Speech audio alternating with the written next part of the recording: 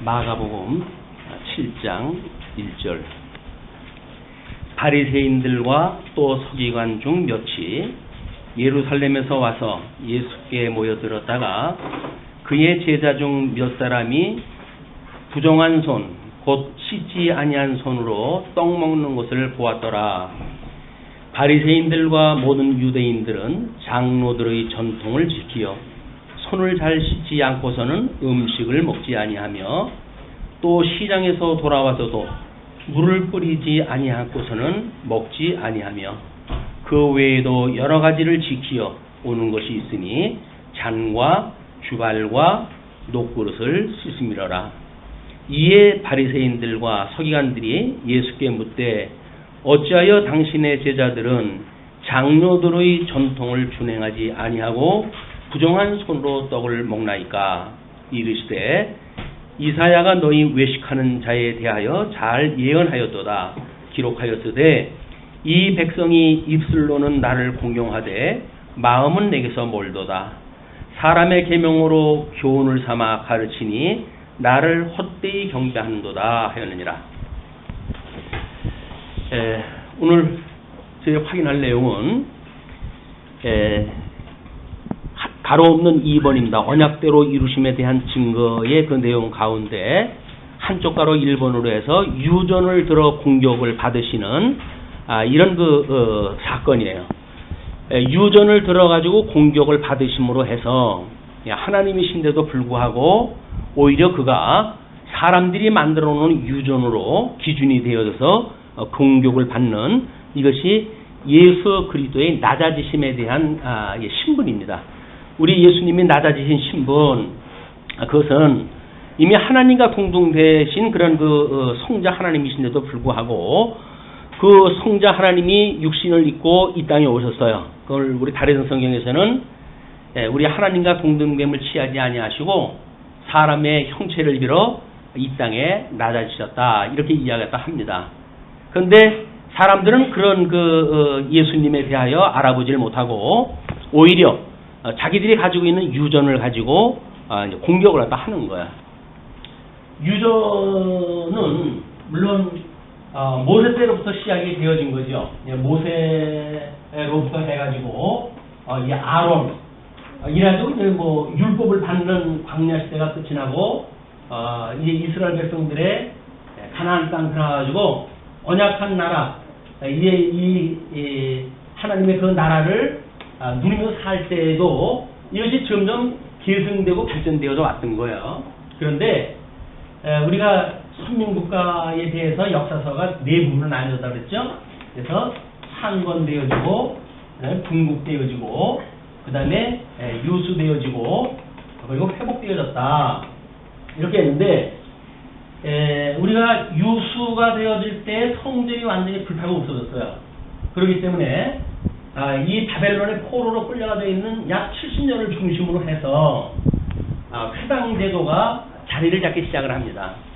이제 예수님 오셨을 때에 사내들인의 그 모체가 되어지는 것인데 그렇게 해가지고 성전이 없으니까 하나님 섬길 방법이 없잖아요. 그래서 이제 하나님의 말씀을 연구하고 연구되어진 그 말씀을 나름대로 순종한다고 하는 개념을 가지고 이들이 유수의 기간을 지났어요. 하나님의 은혜로 이들이 다시 돌아왔던 내용이 에스라, 느헤미야, 에스더서의 성경의 내용이었다. 우리가 이렇게 성경을 확인해서 해왔습니다. 그런데 이 유수 기간에 아주 공고하게 되어졌던 이제 모세 시대로부터 되었던 이게 유전되어져 왔습니다. 유전 이게 장로들의 전통이라고 이야기를 합니다. 장로들의 전통, 장로들의 유전, 이 장로들로부터 전통을 가지고 이제 왔던 그런 하나님의 법전이에요, 법전. 그러니까 낮아지신 예수 그리스도를 이제 유대인들 중에서 특별히 오늘은 예루살렘에서 올라온 사람들이에요.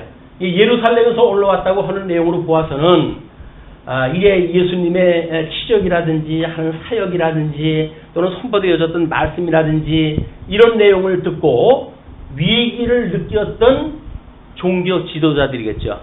이 자들이 예루살렘으로부터 와가지고 예수님을 이제 실책을 갖다 해야 되는데 마침 그때의 제자들이 손을 씻지 아니하는 장면을 목도하게 되어진 거야.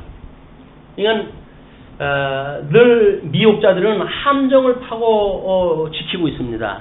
우리 믿는 성도들은 끊임없이 시험에 들게 하지 마시고 악에서 구하여 주옵소서라고 했던 예수님이 우리에게 가르쳐주던 기도가 우리 육신의 상황 벗어버릴 때까지 끊임없이 기도를 갖다 할 내용들이에요. 왜? 우리 미혹을 갖다 할 자들이 함정을 파놓고 올무를 놓고 그래가지고 우리 한 발만 삐끗하면 갈아치겠다는 거야. 이런 거 가운데 있기 때문에 지금 사망 권세가 주장하는 세상이 어떤 건지를 모르고 우리가 세상을 살아간다는 이야기는 완전히 무장 해제하고 김일성이 앞으로 가는 거나 똑같은 거야. 아니면 뭐 저 IS 그 테러 분자들 있는데 뭐 아무 생각 없이 여행 간답시고 가고 이렇게 하는 거나 똑같은 그런 거 일이에요. 근데 위기적으로 이게 보이질 않습니다. 왜냐면 이건 영적인 거거든요.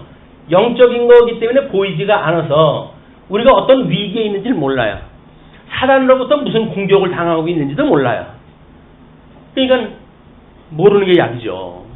이게 알게 되면 우리는 하나님 앞에 끊임없이 기도하지 아니하고는 이 위기를 모면할 방법이 없어요. 그런데 우리는 위기가 전혀 아니잖아요. 대한민국이 아무리 정치가 지금 뭐 삐딱하게 나가고 경제가 어렵다고 하더라도 지금처럼 배부른 시대는 단군 일이 없었어요. 그렇기 때문에 우리는 지금의 위기라고 보는 사람들은 없습니다. 물론 뭐 사상적으로 좀 앞서가시는 분들, 깨어있는 분들은 위기의식을 느끼고 뭐 대한민국의 정치 형태라든지 뭐 이런 걸 가지고 이제 그 위기의식을 느끼는 분들도 있죠. 그러나 대부분의 사람들은 어떤 유명한 사람이 말했던 것처럼 개와 돼지 같아서 먹을 것만 주게 되면 아무 문제 없이 살아가는 사람들이에요. 근데 우리는 그 얘기를 듣고 기가 막히잖아요. 아니 백성이 낸 세금으로 녹을 먹고 있는 인간이 우리 보고 개와 돼지가 같다고? 그 우리는 열을 내잖아요. 근데 열을 낼 게 아무것도 없어요. 왜? 그 사람이 말한 거에 논리가 아주 없는 것이 아니거든요. 우리들은 그저 먹고 배부르면 이 세상 문제가 없다고 생각을 한다니까요. 그러니까는 눈에 보이는 세상에 대하여 먹고 배부르면 문제가 없는 줄 아는 우리들에게 신령한 세계, 영의 세계, 성령이 인도하는 세계에 대해서 우리가 어떻게 알겠어요? 그러니까 이런 어떤 영적인 위기의식을 전혀 갈 수가 없는 거야. 한국교회가 어떻게 어려움을 당하고 있는지, 어떻게 진리의 말씀이 왜곡되어지고 있는지, 성도들은 무슨 말씀에 의해 가지고 어떻게 어느 길을 좀 가고 있는지 이거 우리는 알 수가 없어요. 모르니까 우리 줄레줄레 따라가면 되는 거예요. 앞서가는 사람이 따라가면 돼요. 근데 앞서가는 사람부터 만약에 뭐 그 돼지떼가 바다에 빠져 죽을 때 수천 마리의 돼지가 몰살을 갖다 하잖아요. 그러면 거기에 앞서가는 돼지를 갖다 줄레줄레 따라갔을 거예요. 뒤에 돼지들은. 우리들도 마찬가지로 우리 사망이 우리 목전에 있다고 하는 이 현실이 성령의 은혜를 통해 가지고 깨달음이 없다고 한다면 우리는 현재의 시기가 아주 안전한 시대로 생각할 수밖에 없어요.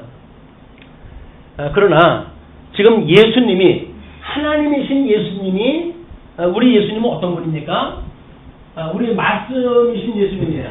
그런데 그 말씀이 태초로부터 계신 분이라고 이렇게 이야기를 해요. 말씀이 태초로 계셨고 이 말씀이 천지를 만드셨다고 이야기하는 걸로 보아서는 지금 정죄를 받고 있는 예수님은 천지를 창조하신 창조주예요. 창조주. 그런데 지음을 받았던 인간들이 창조주인 하나님을 가지고 옳으니 그르니 시비를 간다고 하는 그 이야기는 이 상을 우리가 파괴되어진다고 한다면 언감생심에 할 수 없는 일들이죠. 그런데 아무것도 모르니까 우리는 무슨 그 예수님이 어떤 상인지도 모르고 어떻게 그분이 이 비하의 신분, 낮아지시는 신분을 가지고 지금 하나님이 이 땅에 낮아지셨는지 이런 신분에 대한 이해가 없기 때문에 아니 뭐 하나님이 뭐 그렇게 힘도 없어. 이렇게 우리가 이제 예수님을 놀려먹게 되는 거야.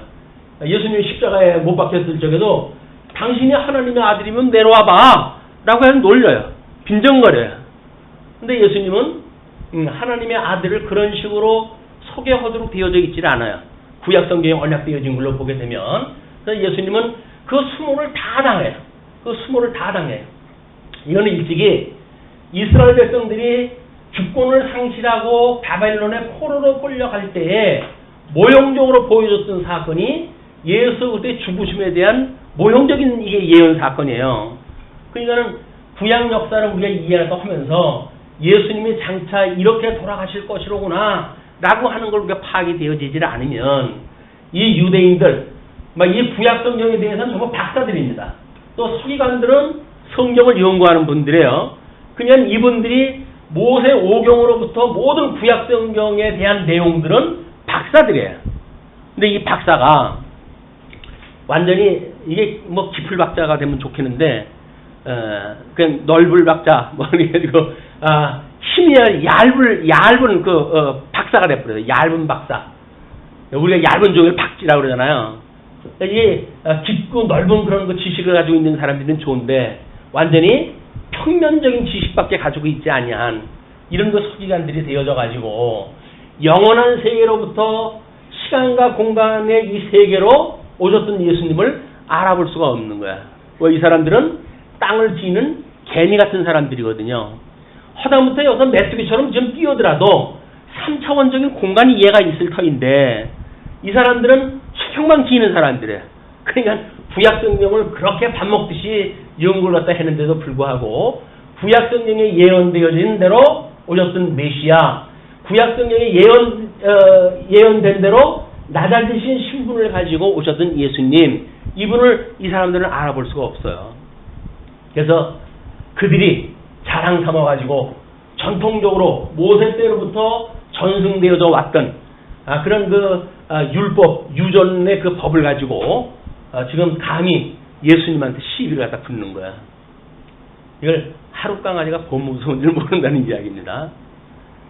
우리가 알고 있는 지식의 세계는 지극히 한계가 있어요.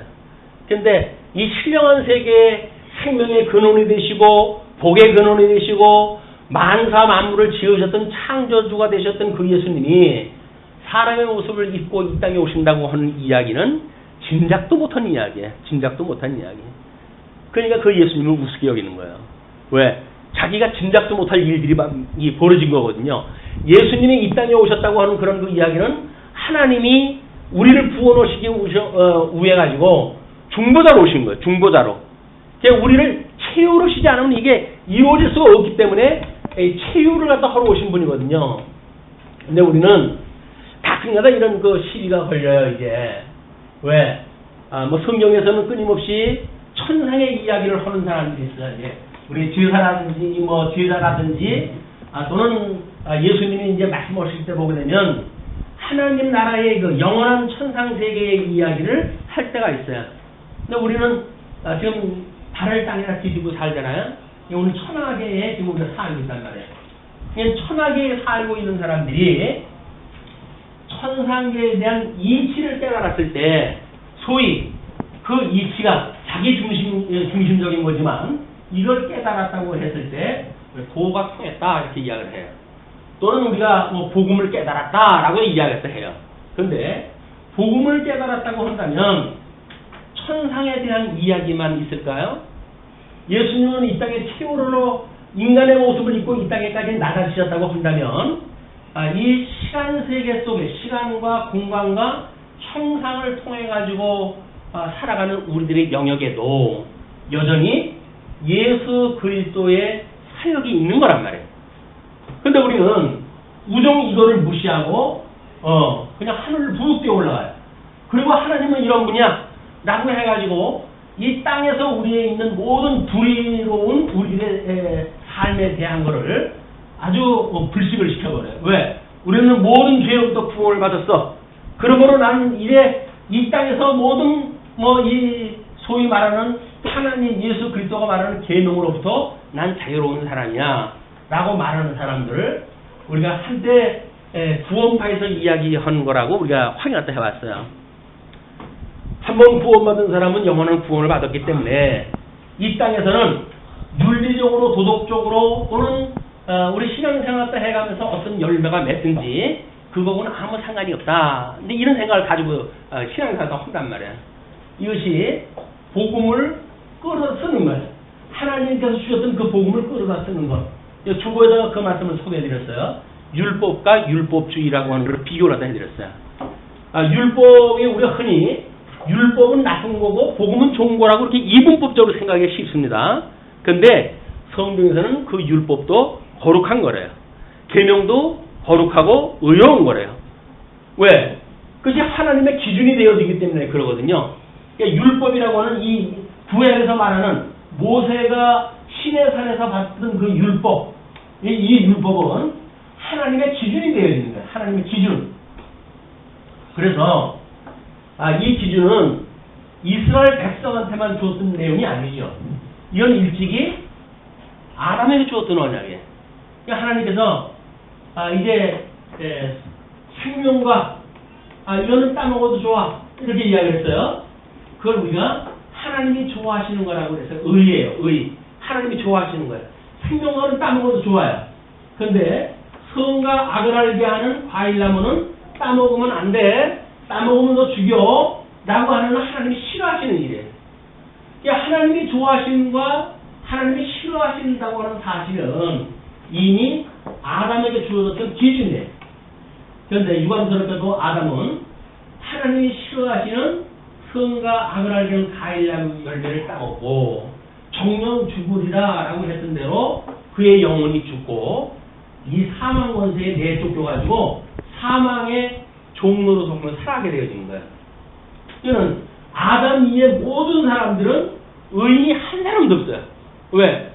아담만 하나님께서 우리가 직접 만들었고 나머지 사람들은 아담이 전부 출생한 사람들 아니에요. 그래서 우리가 죄 중에 잉태가 되어졌고 죄 중에 출생이 되어졌다고 우리 시편 기자들은 고백을 하는 거예요. 우리가 어떤 윤리를 행하기 때문에 잘못했기 때문에 죄인이다 라고 하는 것은 아주 지역적인 거예요. 원래 우리는 아담 이후에 태어난 모든 인생들은 죄인으로 태어났어요. 이거는 어쩔 수 없이 우리 죄인으로 태어났기 때문에 이 절대적인 악 속에 하나님이 싫어하심 속에 하나님이 저주하는 이 세상 속에 살아가는 것이 인생이란 말이에요. 그걸 우리가 타락인이라고 이렇게 이야기했잖아요. 타락인. 이 타락되어진 인간들은 타락되어진 대로 이 절대 악 속에서 하나님께서 이 절대 악이라고 하는데 우리 주셨다고 한다면 이거를 상대적으로 해가지고 선악을 나눠요.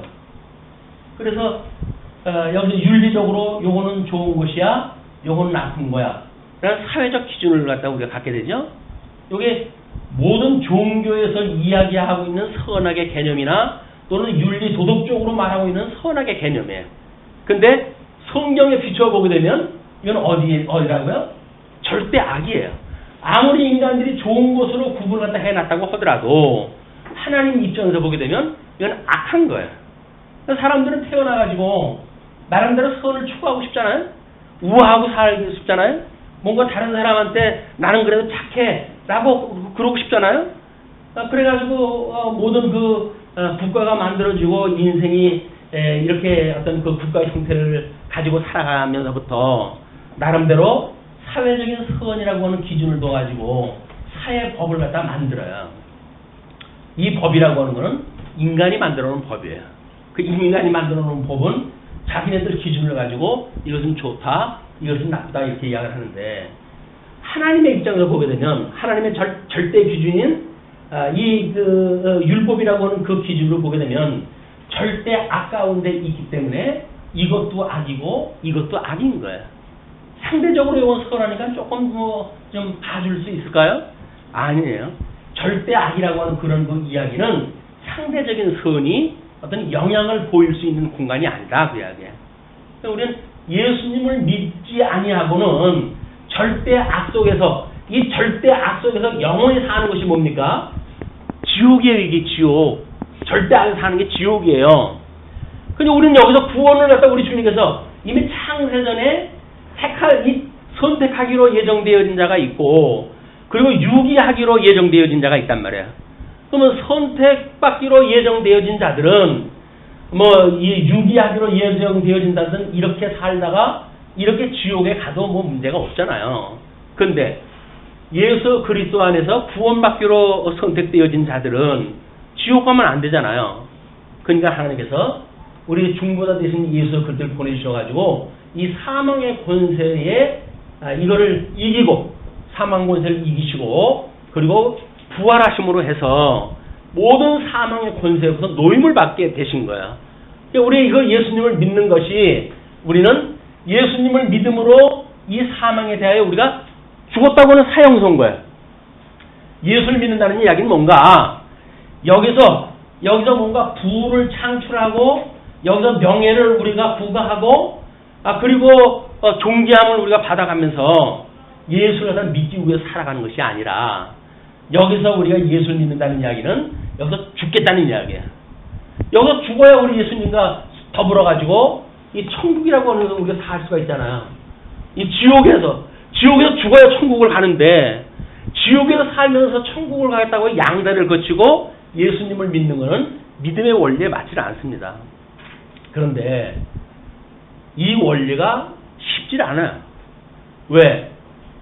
아브라함의 자손들이 모세가 오고서서 약 1500년 동안 훈련된 사람들입니다.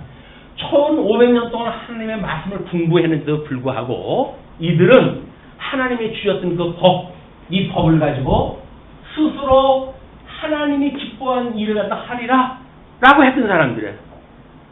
근데 절대 악속에 빠진 사람들이 하나님의 절대 기준인 율법을 가지고 지금 의에 이루겠다는 이야기 아니에요. 여기서 구원받겠다는 이야기 아니에요. 그것이 율법주의다. 그냥 율법주의. 그러니까 율법은 나쁜 게 아니에요. 다만 율법주의가 나쁜 겁니다.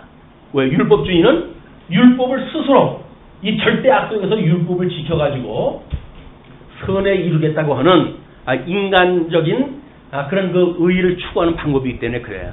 인간이 인간적 의의를 추구해가지고 하나님의 의에 이른다는 이야기는 절대 불가능한 일이에요. 그래서 오직 의인은 믿음으로만 살게 되어지는데, 예수님을 믿는 이런 그 성도가 되어져서 우리가 의인이 되어졌다.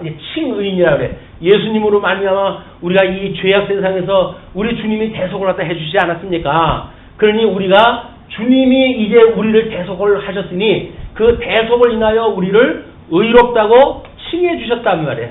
그러니까 성도는 의인이 아니라 칭의예요. 칭의. 의롭다고 칭함을 받는 성도란 말이에요. 그렇기 때문에 예수님을 믿고 구원을 받아가지고 그런 뒤에 지멋대로 산다고 해서 구원받는다는 이야기는 새빨간 거짓말이에요. 우리는 의롭다고 칭함을 받은 사람이기 때문에 하나님께서 우리를 의롭다고 칭해 주신 것을 하얀 세마포를 싸줘가지고 의롭다고 칭해줬어요. 어느 날 하나님께서 하얀 그 세마포 옷을 갖다 벗겨버리게 되면 그냥 시뻘건 죄인으로 그냥 남는 거예요. 우리는 끊임없이 육신의 장막을 벗어버릴 때까지 이 예수 그들 바라보지 않고는 살 수가 없어요. 그래서 우리 히브리서 기자가 뭐랍니까? 온전케 하시는 예수 그들 바라보자. 끊임없이 이분으로 인하여 이게 하나님의 의가 이루어지는 거거든요. 로마서에 보게 되면 이제 우리 예수님이 이제 이 땅에 오신 것, 그것에 대하여 복음에는 하나님의 의가 나타나서 믿음에서 믿음에 이르게 한다. 오직 의인은 믿음으로 말미암아 산다고 이렇게 이야기를 했거든요. 구약에서 이렇게 모형적으로 보여줬던 모든 사건은 오실 메시아에 대한 예표적인 사건이었어요. 예표적인, 미리 보여주는 그림자적인 사건이었기 때문에 예수님을 믿는다는 이야기는 복음, 우리가 이 말씀을 가지고 구약의 언약대로 우리 예수님이 오셨어요 라고 해가지고 예수님 오신 뒤에 이 복음을 깨닫는다는 이야기는 예수님이 우리를 대속을 하다 하셨어요 라고 하는 이야기란 말이에요. 그러니까 우리는 예수님으로 말미암아 구원을 받은 사람들이기 때문에 여기서 우리가 무슨 선을 행해가지고 하나님의 의에 이르는 사람들이 아니에요. 그냥 하나님으로 말미암아 그 은혜로 말미암아서 의롭다고 칭함을 받는 사람들이다. 의롭다고 칭함을 받은 사람들은 모든 걸 그래서 은혜로 깨달을 수밖에 없는 거예요. 은혜로. 우리 다 은혜로 주신 거란 말이에요. 만사를 은혜로 주신 거예요. 우리 영적인 구원에 대한 문제만이 아니죠. 육적인 환경이 없이 어떻게 영적인 변화가 있겠습니까? 우리의 모든 육적인 조건도 하나님께서 은혜로 변화를 주셔가지고 예수 그리스도를 믿는 믿음에 이르게 하셨고, 그래서 우리의 삶에 대한 이 예수를 믿고 나는 모든 이 삶에 대한 문제도 은혜로 우리 주님께서 인도를 해 가신다고 믿는 거예요. 그래서 이 은혜를 믿는 사람들마다 심령의 평강을 누리고 살아갈 수가 있는 거야. 이런 어두운 시대에 이 악이 만연하고 그리고 이 불의한 세상 속에 살아가는 성도들이 어떻게 심령의 평강을 누리고 살아갈 수가 있습니까? 죽었던 나를 살려주신 것이 예수님이거든요.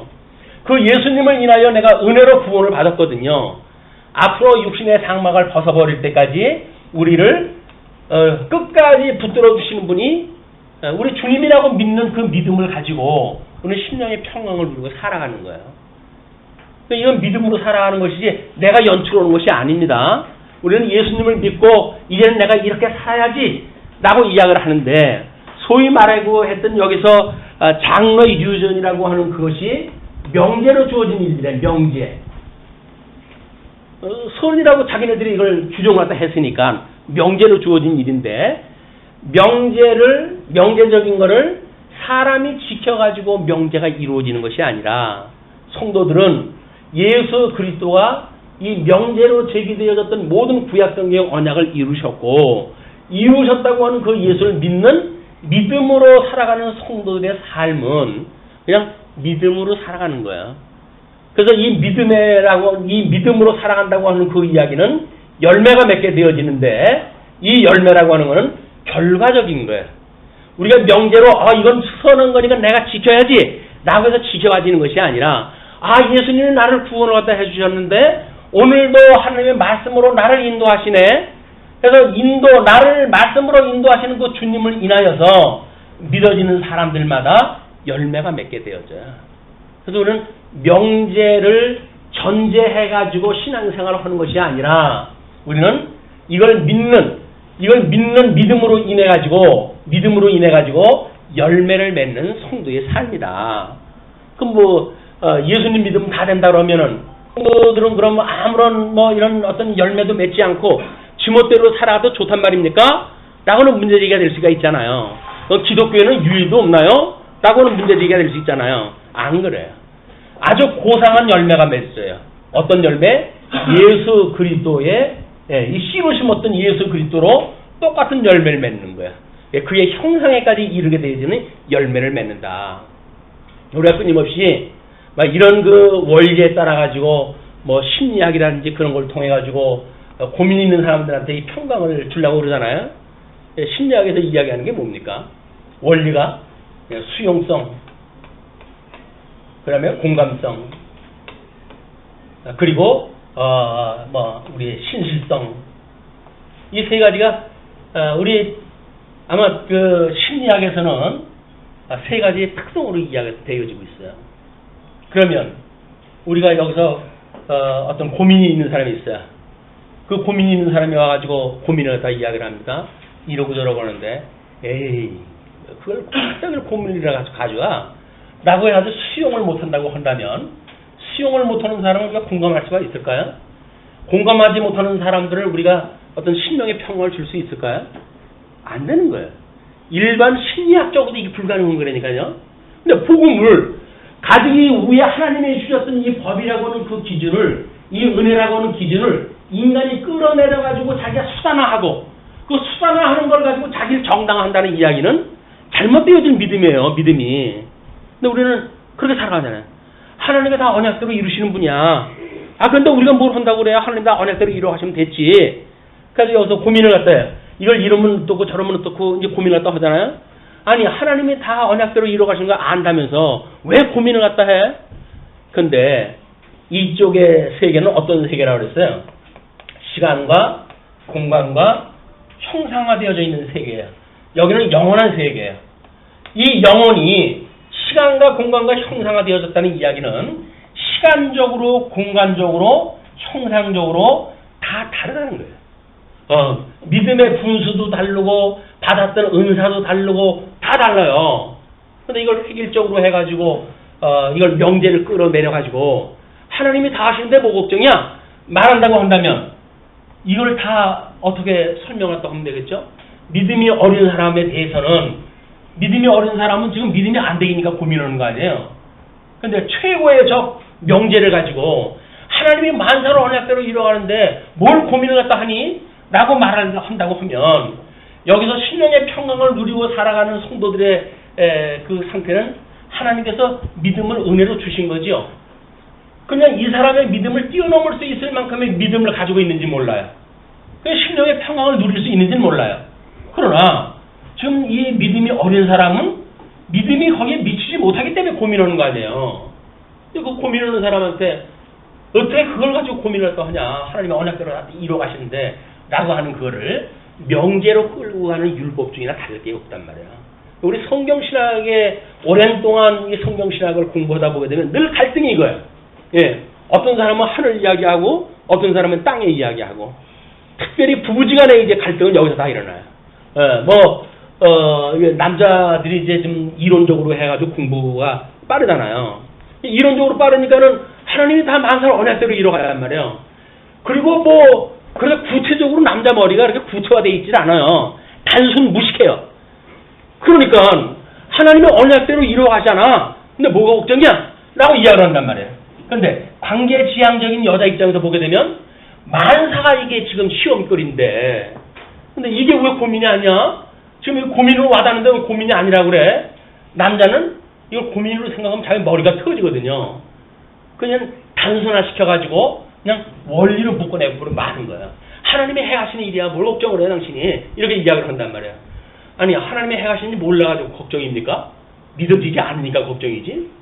그 믿음이라고 하는 은혜의 선물인데 하나님의 믿음을 주셔야 고민이 없어질 거 아니겠어요. 근데 믿음이 없는 사람한테 왜 믿음이 없냐고. 아니 믿음이 내가 마음대로 만들고 싶으면 만들어지고 그러는 건가요? 하나님 은혜로 주시는 거 아니에요. 그러니까 은혜로 주시는 걸 우리가 마치 나는 내가 노력해가지고 얻은 것처럼 생각이 드니까 믿음이 적은 사람들을 우습게 보는 거예요. 뭐야 믿음도 없이 그래가지고 나하고 뭘 어떻게 하겠다는 거야. 뭐 이렇게 이야기를 해가지고 이거는 우리 그 보통 도사들이 한마디 하게 되면 다른 사람들은 꼼짝 못해요. 왜? 도사가 한번 했는데 거기다 구구절절히 이야기를 하면 뭐래요. 소용이 없는 거예요. 이것이 영혼과 시간 세계 속에서 살아가는 성도들의 이중적인 삶인 거예요. 우리가 이런 크나큰 원리를 가지고 있는 사람들이라 할지라도 내재적으로 이 속에 살고 있다고 하는 걸 간과해가지고는 마치 뜬구름 위에 사는 사람들이랑 똑같이요. 땅에 발을 딛고 사는 사람들은 지금 현재 나의 시험거리가 일일이 기도거리라니까요. 근데 그것이 아무 걱정이 없다고 한다면 걱정이 없으면 문제가 없으면 걱정이 없고 걱정이 없으면 기도할 것이 없어요. 기도할 건 뭐가 있어요? 다 이미 하나님과 언약도 다 이뤄간다는데 기도도 안 해. 문제의식도 없어. 도대체 뭐가 신앙생활이에요 그러면? 신앙생활이라고 하는 거는 이 시간과 공간과 형상 속에서 끊임없이 문제를 갖다 읽어내는 거예요. 나의 죄를 갖다가 읽어내고 나의 불의를 읽어내고 내 어떤 주변 관계 속에서 나의 부족함을 깨닫고 하는 그런 문제인데 하나님의 언약대로 이루어가신다고 해서 아무 문제가 없다고 그러니까 문제가 없으면 좋죠. 왜? 근데 유감스럽게도 문제가 없으면 답도 없어요. 문제가 없으니까 답이 없잖아요. 문제가 있어야 우리가 답을 찾을 노력을 할 텐데 신앙생활은 끊임없이 문제 제기를 갖다 해야 돼요. 문제 제기가 없으면 우리는 답이 없는 신앙생활을 다 하니까 그냥 의식적으로 해가지고 찬송가 끼고 성경 지키고 교회당에 주일날 왔다가 그 다음에 또 일주일 그냥 그대로 덮어놨다가 또 다음날 그거 가지고 와요. 요즘이야 전부 해가지고 보여주지 않습니까? 성경 구절이고 찬송가고 일제 다 비춰주고 있는데 그걸 굳이 왜 가지고 와야 됩니까 그러면? 일주일 어떤 고지도 않을 걸. 예식도 하고 복습도 할 거니까 집으로 가져갈 거 아니겠어요? 집으로 가면 그대로 덮어놔. 그리고 일주일 청소 안 하면 그 먼지가 그냥 쌓여질 건데 그래도 청소할 적에 통째라도 한번 가니까 성경책이 지금 깨끗하게 해져가지고 주일날 가지고 오는데 우리가 시공형적으로 살아간다는 이야기는 우리 삶에 대한 이야기, 삶에 대한 얘기. 믿음이라고 하는 공허한 이야기가 아니라 삶에 대한 이야기, 삶의 현장에 대한 이야기. 무엇이 고민이십니까? 무슨 아픔이 있으십니까? 그런데 아니 그걸 받아들이지 않고 어떻게 우리가 상담이 가능하겠어요? 복음을 전도하는데 그걸 받아들여 그 사람의 문제를 갖다 이해를 갖다 해야 그렇구나, 너는 그렇구나 이렇게 해가지고 그걸 받아들여야 그 사람에 대한 아픔을 공감을 할 수가 있잖아요. 이 공감을 갖다 해야 어떡하니 이렇게 아프겠구나, 꽤나 아프겠구나.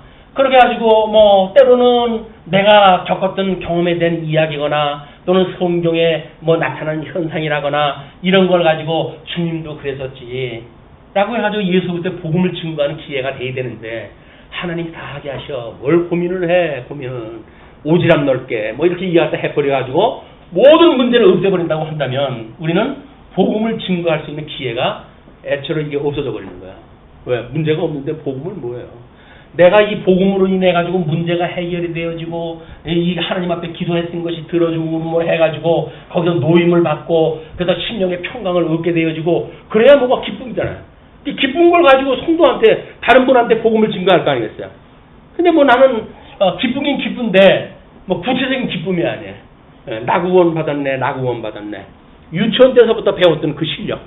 우리 예수님이 날 구원했다고 하니까 예수님이 그 날 구원했다고 하는 아주 이게 뭐 보편적인 복음에 대한 원리 그것만 가지고 모든 거를 우리가 해석을 하기에는 너무나 현실의 문제는 복잡하다. 현실의 문제를 예수님이 육신을 입고 이 땅에 오셨지만은 말씀으로 오신 분 아니에요. 그런데 그분이 제자들이 손 안 씻었다고 해가지고 그걸 가지고 지금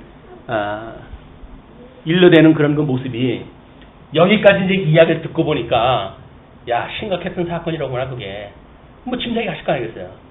아무 문제 없이 예수님이 그렇게 했는데 서기관들이 그게 고소를 갖다 했대. 근데 예수님이 말씀으로 해가지고 무찔렀대. 라고 해가지고 이야기가 그렇게 이 전개가 돼버린다고 한다면 우리의 삶하고는 아무 상관없는 이 성경 이야기가 되어지는 거예요. 그렇진 않다. 예수님을 공격했다는 이야기는 오늘날 우리를 공격하고 있는 사단의 무리하고 다를 것이 없어요. 지금도 끊임없이 예수를 믿는다고 그러면서 뭐 그래? 라고 우리를 공격을 해올 거예요. 어떻게 대파시렵니까? 다른 사람한테 문제는 뭐 차치하고 우리는 복음으로 해도 모든 게 해석이 됐나요? 현재 문제에 대해서 아픔에 대하여 나의 불의에 대하여 오늘 아침에 사랑한다고 금방 고백했던 부부가 싸움을 갖다 했으면서 그러면서 사랑의 관계가 확인되어졌나요? 뭐가 확인돼요? 그러니까 아무것도 없어요. 어저께하고 오늘은 달라진 거 아무것도 없어요. 그건 무슨 성장이에요, 성장이. 그냥 복음하고 우리 삶하고 왜 이렇게 이원화가 되어져 있냔 말이에요.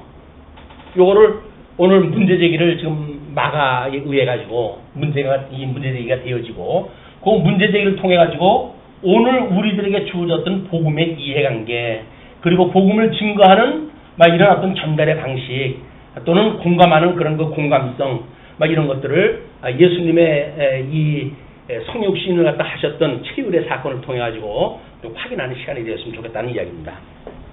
자, 이렇게 해서 이제 뭐 7절까지는 그 이야기, 아래다 그 1절부터 8절까지 유전을 들어 공격받으신에 대한 내용을 그렇게 이야기를 했죠. 일단 바리새인의 장로 유전이라고 하는 제목으로 나뉘어져 있었는데 문제 제기가 어찌 부정한 손으로 떡을 먹는가? 장로들의 유전을 무시하고 그런 그 이야기였어요. 그러나 그 발생 이유가 이사야가 이미 예언을 했단 말이에요. 이 사람들이 아무리 열심히 믿는 신앙생활을 할지라도 이렇게 왜곡되어진 율법가를 가지고 있으면 끊임없이 율법을 지켜가지고 의에 이룬다고 하는 생각을 가지고 있으니까 예수님께서 너희들과 같은 그런 것 때문에 너희 조상들이 포로로 끌려가게 되어진 거야. 그 이사야가 지금 이 포로 끌려가기 초기 상태 분국되어지고 유수 초기 상태에 있었던 사건 아닙니까? 그러니까 북쪽 이스라엘 멸망 721년에 멸망이 되어졌는데 이게 북쪽 이스라엘과 남쪽 유다에 대하여 복음이 증거되어진 거란 말이에요. 하나님의 말씀이. 그때 예언하기를 너희들은 하나님의 말씀을 너희들 걸로 갖다 끌어다 쓰는 인간들이야. 이렇게 이야기를 했단 말이에요. 하나님의 주셨던 말씀을 가지고 인간의 행복을 추구해가기 위한 수단으로 여긴다고 한다면 잘못되어져 있는 신학이란 말이에요. 그것이 주지주의가 되어졌던 주정주의가 되어졌던 주의주의가 되어졌던 마찬가지예요. 뭐가 알면 된다고 생각이 들지만 우리의 모든 역사는 마찬가지예요. 모든 역사가 막 우리가 어떤 계몽주의 시대가 끝나게 되면 낭만주의 시대가 이제 도래하는 거 아닙니까? 이 주지주의에 의해 가지고 만들어지는 얘기입니다. 주지주의. 뭔가 안다고 하는 것이 가장 중요한 거다 그 이야기야. 아는 게 힘이다 라고 이야기하는 거거든요. 정말 아는 게 힘일까요? 소용없어요. 아무리 알아도 뭔가 감정이 매몰라가지고 내가 예수를 믿는 건지 안 믿는 건지 모르겠어요 라고 하니까 어떤 현상이 일어납니까? 주정주의로 해가지고 이게 등장하다 하는 거야. 뭐가 느끼는 것이 중요하다 그런 그 이야기거든요. 그래가지고 한국교회 장로교회가 초창에 들어왔다가 이 주정주의는 신비주의가 들어와가지고 만연되어지는 사건이 왜 그렇습니까? 신학의 논리가 그게 흘러가게끔 되어져 있어요. 이건 구약 때로부터 예수님 오신 2000년이 지난 오늘날도 마찬가지로 부분적인 복음을 깨닫고는 어쩔 방법이 없어요. 뭐 율법주의자처럼 나름대로 뭐 주의주의를 주장하는 사람들이 있죠. 주의 주장을 하다 피는 일들이 율법과 율법주의라고 했을 때 그 율법주의가 주의주의의 사람들이에요. 뭔가 인간의 의지를 가지고 행하겠다라고 하는 것이 중요하다 그렇게 보는 일들인데 얼마나 갑니까? 인간이 의지를 가지고 한다는 얘기는 그렇게 길지를 못해요. 어떤 이런 감정을 가지고 국가 체제를 이루었던 어떤 국가도 오늘날 남아있는 국가가 없어요. 그럼 뭐예요? 영원한 하나님 나라의 이 우리들의 감정 문제는 어떤다는 거예요? 인식의 문제는 철저하게 전인적이라는 게 전인격적으로 해가지고 이 복음을 이해했다 해야지 이론적으로 뭘 좀 안다고 해가지고 모두 끝나는 게 아니라니까요. 뭔가 내가 화끈한 맛을 봤다라고 하는 걸 끝나는 거 아니에요. 뭐 사도 바울이 그러잖아요. 천사의 말을 갖다 흔들려고 뭐 상관이 있어? 그 얘기예요. 근데 우리는 천사의 말은커녕 뭐 방언 몇 마디만 해도 신나 할 것 같잖아요. 방언이 뭔지도 모르고 그렇게 해가는 거예요. 이거는 낭만적인 그런 그 세계로 갈 수밖에 없어요. 머리 훈련만 되어진 사람들은 머리가 이제 너무 아프니까 뭔가 힐링이 필요해요. 힐링이. 뭘 느껴야 돼. 자꾸 느껴야 돼. 근데 전 인격적인 신앙생활이 아니게 되면 우리는 지속적인 신앙생활을 해갈 수가 없다. 우리가 믿는 그 복음이라고 하는 건 전 인격적인 믿음을 일어나게 하시는 거야. 하나님의 말씀은 살아있고 운동력이 있는 거예요. 그러니까 우리들의 영혼과 우리의 골수까지 쪼개게 되어진 게 하나님 말씀이거든요. 근데 말씀을 제껴놓고 딴 걸 가지고 연구를 갖다 하고 인본주의적인 뭐 어떤 사상 논리를 갖다 펴가고 이렇게 하면서 신앙생활을 해가고는 예수님을 믿는 믿음이 아닙니다. 우리 그 믿음의 본질을 추구하는 일이 매우 중요하다. 그것이 이사야 선지자가 이야기했을 때 이렇게 예언을 갖다 했는데 지금 현재 너희들이 망하게 되어진 것이 이렇게 하나님의 말씀을 끌어다 쓰는 이유 때문에 그러는 거야. 마찬가지로 예수님이 지금 너희들이 나를 공격하는 이런 그 문제도 이사야가 예언했던 것이 그대로 응해되는 것이다. 그건 지금도 여전히 마찬가지예요. 미혹의 영으로 해야죠. 끊임없이 우리들한테 하나님 말씀을 우리의 용도에 맞게 끌어 쓴단 말이에요. 그걸 신앙적으로 해가지고는 적용이라고 이렇게 해요. 적용.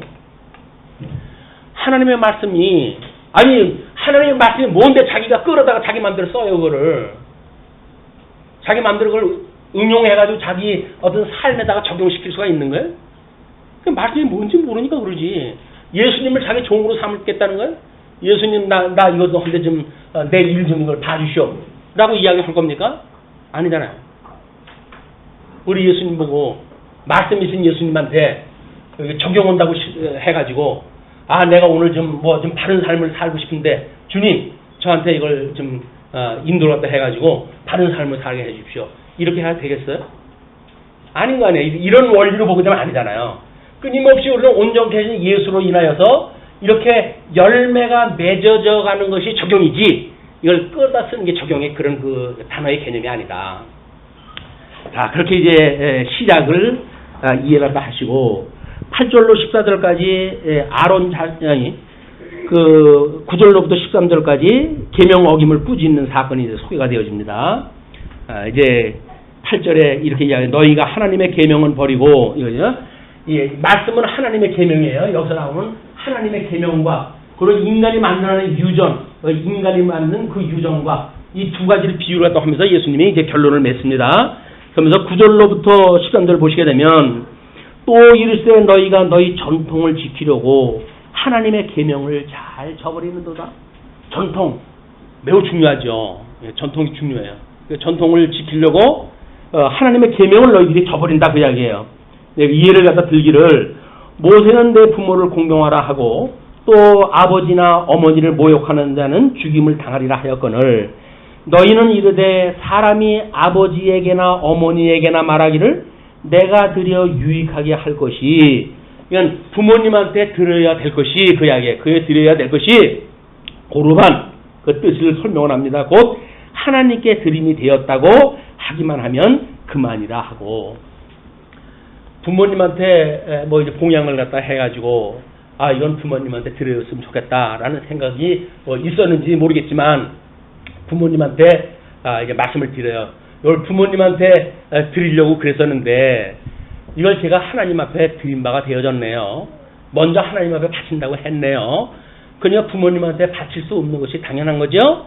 라고 해가지고 그 하나님의 말씀을 끌어다가 부모님에게 효도하는 일을 스스로 없애버리는 근거를 갖다 말살시키는 그런 그 예를 갖다 드는 거야. 그만이다 하고 자기 아버지나 어머니에게 다시 아무것도 하여 드리기를 허락하지 아니하여 너희가 전한 전통으로 하나님의 말씀을 폐하고 또 이같이 일을 많이 행하느니라 하시고 여기서 하는 일이 뭐예요? 그러니까 부모님한테 효도하라고 그랬더니 이 율법에는 부모님에게 효도하라고 그랬더니 부모에게 효도할 것에 대한 내용을 하나님 앞에 이미 바친 바가 되어서 부모님한테 드릴 것이 없어요.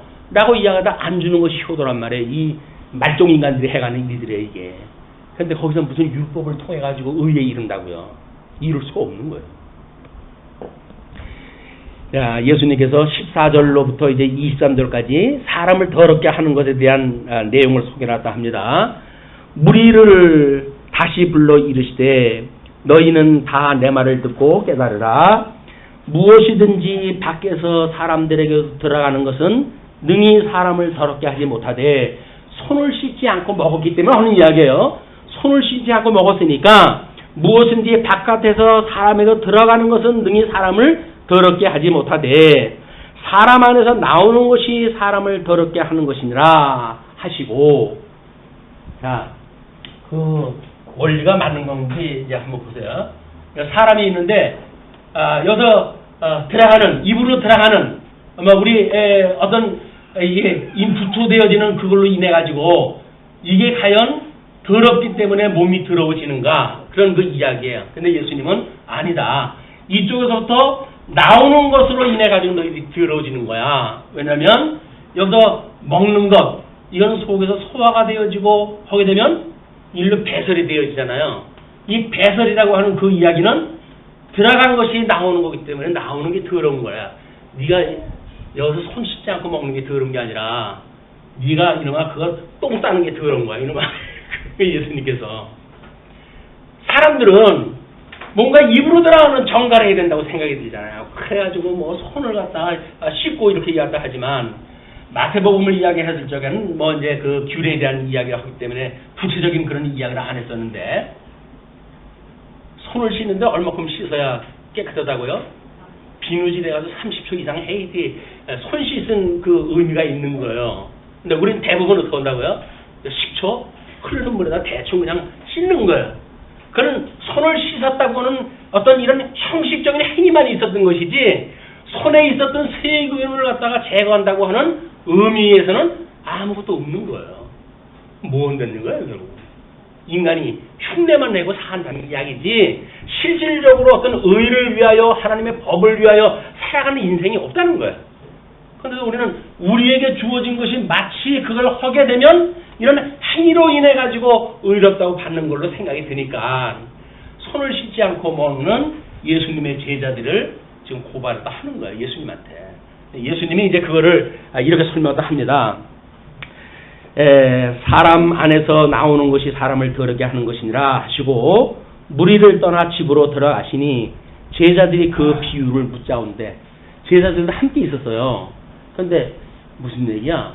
우리가 손을 씻지 않았다고 지금 쟤네들이 예수님한테 공격을 했는데 예수님이 들어가는 것이 더러운 곳이 아니라 나오는 것이 더럽다 그러는데 말귀를 못 알아들었어요. 이제 이 사람들이. 그래가지고 예수님이 따로 있게 되어지니까 무리를 떠나 집으로 들어가시니 제자들이 그 비유를 묻자온데 예수께서 이르시되 너희도 이렇게 깨달음이 없느냐? 무엇이든지 밖에서 들어가는 것이 능히 사람을 더럽게 하지 못함을 알지 못하느냐? 그러면서 이는 왜 손으로 씻는 것은 그게 손으로 씻지 않고 먹는 음식은 마음으로 들어가지 아니하고 배로 들어가 뒤로 나감이라. 이제 배설되어진다는 이야기예요. 이러므로 모든 음식물은 깨끗하다 하시니라. 음식물은 너희 그냥 소에 들어가면 우리 요즘은 아이들도 그렇잖아요. 손 씻고 먹지 않고 뭐 모래장난하고 그런 걸로 음식을 먹어도 옛날에는 그렇게 해가지고 뭔가 나름대로 병을 이길 수 있는 내공이 커졌는데 요즘은 뭐 조금은 그냥 뭐 세균을 갖다 없애고 묵면실에서 키우다가 보니까 조금만 잘못 먹어도 탈이나는 거예요. 요즘 아이들은 너무 깨끗하게 병이에요. 그런데 예수님이 그때 당시에 음식을 먹는 이런 유전들이 여기서 물론 그 모세의 율법에 있던 겁니다. 손을 씻을 때 정결할 때는 어떻게 하고 그런 그 이야기는 끊임없이 먹는 음식이 나중에 하나님의 일용할 양식이 되어져서 양식으로 오셨던 예수 그리스도를 믿는 사람들이 어떻게 믿을 것에 대한 것을 보여준 사건이에요.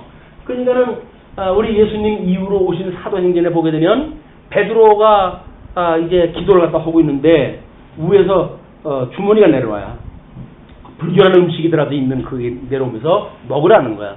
근데 베드로가 뭐라 그래요? 저는 여지껏 부정한 음식을 먹은 적이 없습니다, 주님. 이건 제가 먹을 게 못 됩니다. 라고 이야기를 했더니 다시 주님께서 내려보내요. 세 번째 내려오면서 주님께서 내가 정하다고 그러는데 왜 네가 더럽다고 그러냐는 이야기예요. 그러니까는 여기서 그렇게 손을 씻거나 정하게 한다는 이야기는 이렇게 세속적으로 인간의 때가 묻은 어떤 인간적인 요소가 개입되어져 있는 것이 아니라 순수한 하나님의 말씀으로 이것이 치유될 걸 보여주는 예표적인 사건이거든요.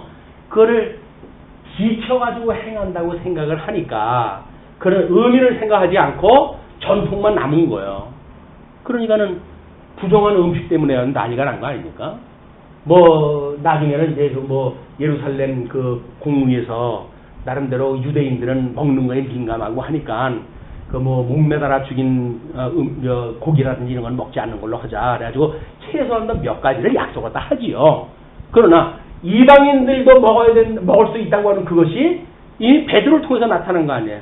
고넬료한테 이제 그 가야 되는데 나는 정한 것만 먹지 그런 걸 먹은 적이 없습니다. 그랬더니 주님께서 내가 정하다 그러는데 내가 왜 부정하다고 그러느냐? 라고 이야기하는 소리를 듣고 막 고넬료가 보낸 사람이 도착을 하잖아요. 그래서 유대인들에게만 복음을 전하는 이야기가 아니라 이방인에게도 복음을 전하는 것이 하나님의 뜻이더구나를 알았어요. 이 내재적으로 초월되어져 있는 복음의 개념이 그때 들어온 거예요.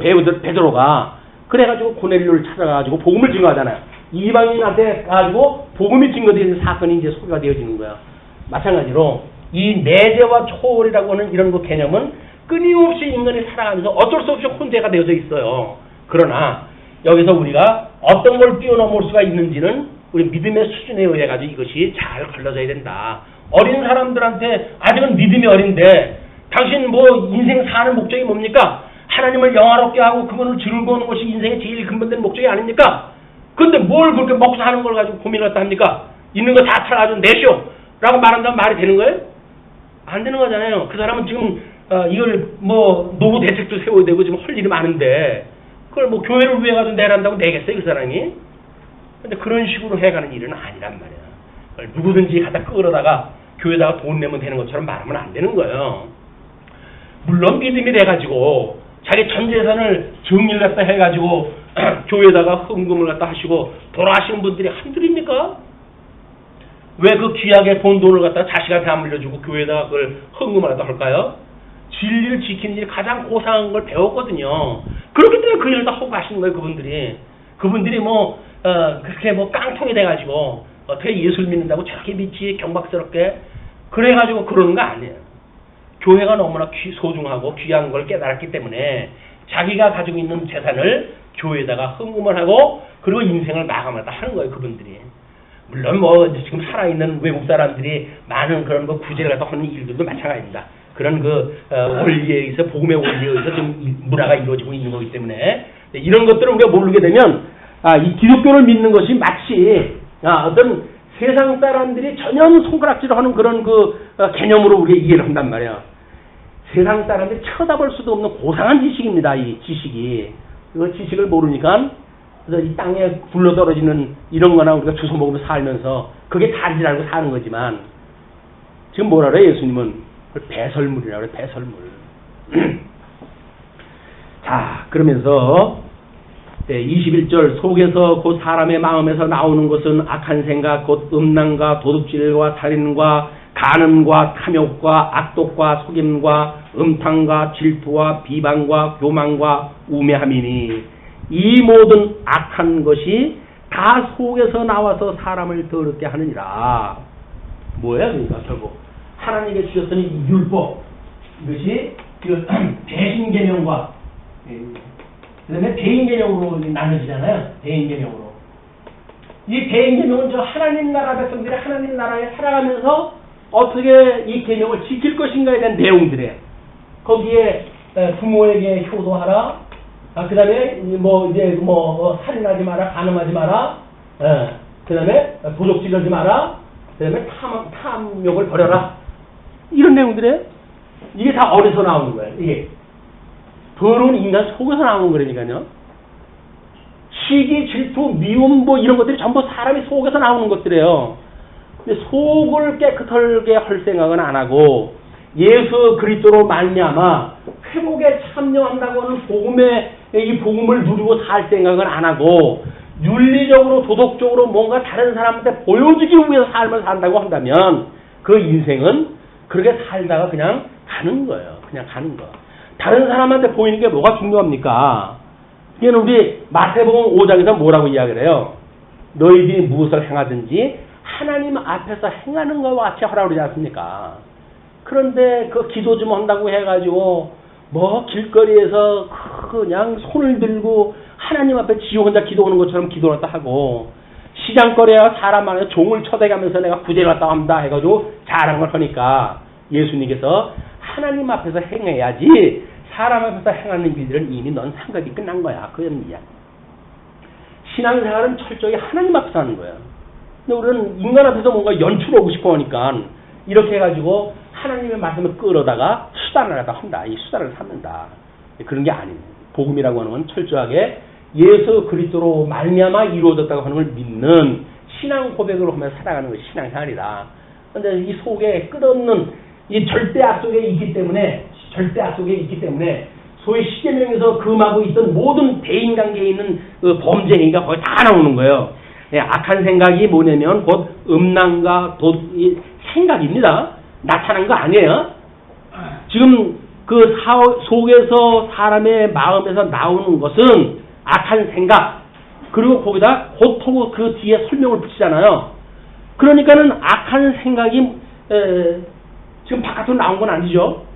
근데 그 악한 생각이 뭐냐면 음란과 도둑질과 살인과 간음과 탐욕과 악독과 속임과 음탕과 질투와 비방과 교만과 우매함이니 이런 우리의 속에 가지고 있는 내면에 이 인간 내면에 가지고 있는 이 절대 악 속에 가지고 있는 이런 것들로 인해 가지고 여기서 나오는 것 이것이 더러운 것이다.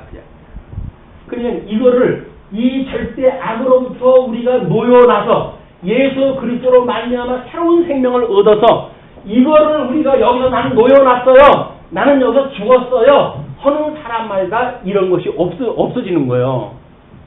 근데 우리는 예수님을 믿는다고 그러지만 여기서 이거를 추구하며 살아가잖아요. 이걸 추구하고 살아가면서 뭐가 없어요. 아니 여기서 이걸 추구하는데 돈 더 많이 버는 게 좋죠.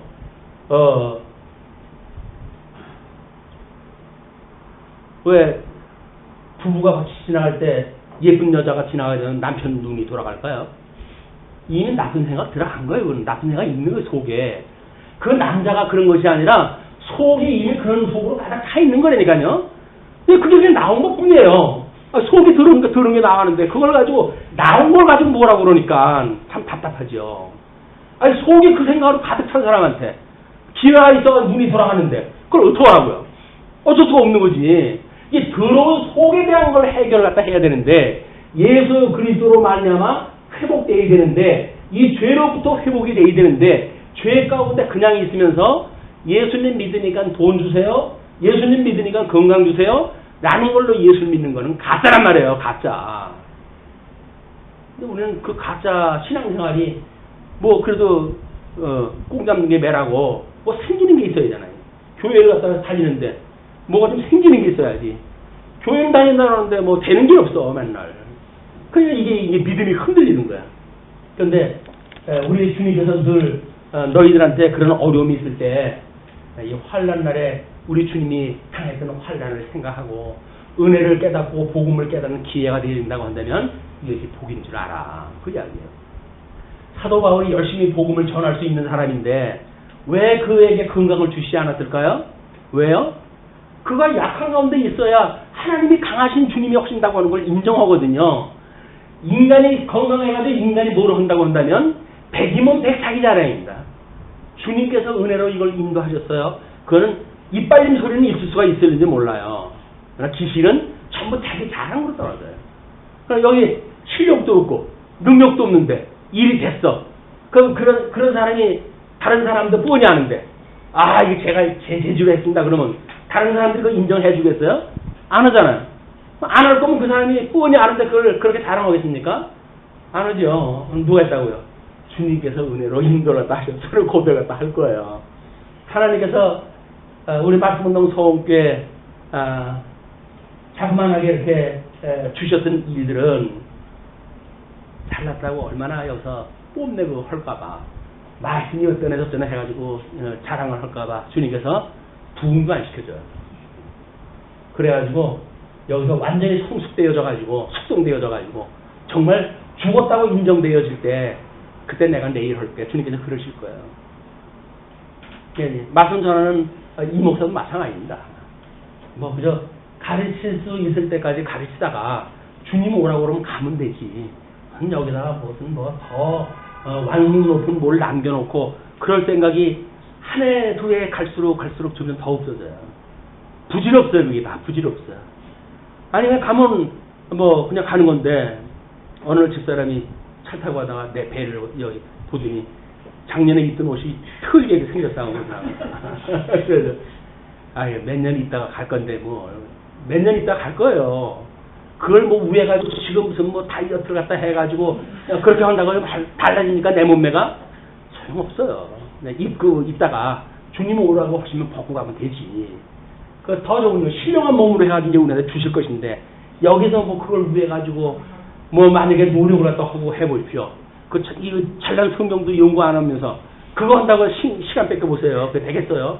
안 되는 거예요. 하나님께서 포기를 갖다 하셔요. 포기를 갖다. 너는 그거 해도 소용없어. 포기가 되어지니까 잠옷을 수의를 잠옷처럼 여기고 그냥 살아가는 거예요. 매일 잠옷 우리 뭐 그 잠자리에 들 때 내 영혼을 주께 의탁하느냐 우리가 늘 기도할 거 아니겠습니까? 근데 주님 오라고 하시게 되면 그걸 의탁하던 기도대로 해가지고 오라고 했는데 쌍술 들고 주님 앞에 가야지. 주님 왜 벌써 오라고 해요? 그러면 더요 이게. 여지껏 내가 믿었던 거고 전부 이게 반대되어지는데 소용없는 일 아니에요. 아니에요. 주님 오라면 기꺼이 주님 이제 나를 이 더럽고 추한 몸뚱아리 속에서 진정 자유로울 주셨군요. 자유로운 몸이에요. 자유로운 몸. 여기는 더러운 법 속에 아직도 우리가 남아져 있는 부분들이 있기 때문에 자유로울 수가 없어요. 자꾸 눈치가 보이는 거예요. 옆에 예쁜 여자가 지나가도 마음 놓고 쳐다보질 못해. 왜? 집사람이 옆에서 꼬집거든.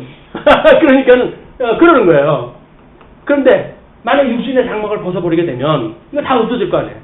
그러면 여기서 신령한 아름다움만 추구하며 살아갈 것인데 이 좋은 세상에는 가는 것이 우리가 바람이 되고 소망이 돼야지. 그것이 조금 유보되어졌으면 좋겠어요, 주님. 여기서 더 해야 될 일이 제가 많아요. 그 일은 좀 유보를 갖다 시켜주십시오 하는 일들은 너무 우리가 마음이 너무 좋으신 것 같아요. 마음이 좋으셔가지고 그렇지 않습니다. 기꺼이 쌍수를 들고 진정 나를 자유롭게 하셨나이다. 그렇게 갈 수 있는 그것이 노후 대책이라니까요. 노후 대책, 돈 버는 게 노후 대책이 아니에요. 돈 기껏 많았다가 그 한숨에 다 없어지는 일이 다반사인데 많으면 뭐래 이걸. 여기서 우리 노후 대책 한다는 이야기는 여기서 벗고 가는 것이 복인 줄 알고 하나님 경외하면서 우리가 그걸 내공을 키워하는 일이에요. 시험에 들게 하지 마시고 우리를 악에서 구하옵소서. 우리가 우리에게 죄진 자를 사하여 준 것처럼 우리 죄를 사하여 주시고, 그거 기도 딱 하는 거예요 그냥. 그런데 옆에 사람 죄진 걸 갖다 우리는 그냥 눈을 흘기고, 눈을 흘긴다는 눈을 흘기고, 그러고 살다가 뭘 천국을 가기는 눈을 흘기고 그런 사람이 여기서 눈을 흘기고 그러는 것들이 정말 구사스러워가지고, 내가 예수 믿는데 주님 아직도 내 이렇게 마음에 안 드는 사람 보면 눈을 흘리고 눈꼬리가 올라가니 주님 이런 더러운 몸에서 나를 갖다 빨리 건져주세요. 이 악에서 나를 구하소서. 라고는 강구를 갖다 하도 될까 말까 하는데, 이왕이면 저 원수 위에다가 숯불을 갖다 부어주세요. 라고 해가지고 기도라도 하실 겁니까? 우리 주님 앞에 기도하면 원수 머리 위에다 숯불 우리 피워주신다고 그랬으니까. 근데 그런 그 기도는 주님께서 받아주시지 않아요. 아름다운 그런 기도를 통해 가지고 은혜에 우리 이 장중에 잡힐 때까지 이렇게 사셨으면 좋겠습니다. 기도하시죠.